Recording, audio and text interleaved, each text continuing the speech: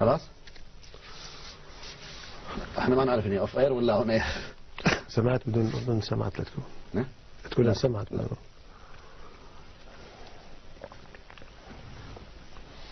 تقول أنا سمعت بدون الأردن. لا من اللحظة ذيك كنا أنا بدون الأردن احنا سوريا بشكل البحرين ركزت عليها كثير. عندك عقد انت، بس ممتاز طلعت لي كل عقدك والله ممتاز والله كل قصصك مع السعودية طلع. بيض صفحة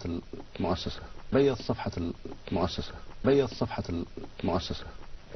واسمع كمان ماخذ الصغير. بيض صفحة المؤسسة والله لو قعد 100 سنة ما قالوا كلام. بيض صفحة المؤسسة هذا أهم شيء.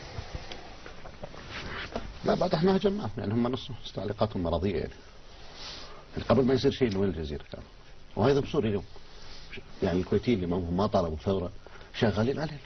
وين التغطية اللي كانوا طول عمرهم يهزموا؟ هلا عم نحكي يعني هاي انه طب ليش بتكون فجأة الجزيرة وهناك بتكون هيك بتمشي الامور؟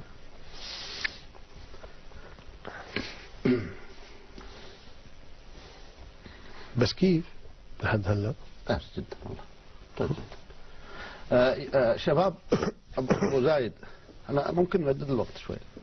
ممكن بالنسبة لكم نمدد الوقت قليلا ولا؟ لأنه بدينا متأخر 7 دقائق.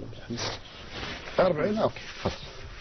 لا ممتاز هو هلا 45 باقي 40 دقيقة. ايوه في 45 في بكفونا على سوريا 40 دقيقة. بكفونا على سوريا 40 دقيقة. بكفونا على سوريا 40 دقيقة. هذا اخذ انه كافي صح. بديت امرك بس نبي نفلح ان ندخل المرات الجايه. احنا ما حكيناش على التدخل الغربي في ليبيا اللي عقد انا بجيبها بشي وقت. طيب احنا جاهزين اذا اردتم. التدخل الغربي لازم اجيبها بشي وقت. دكتور فضلا الامر عندك طاوله؟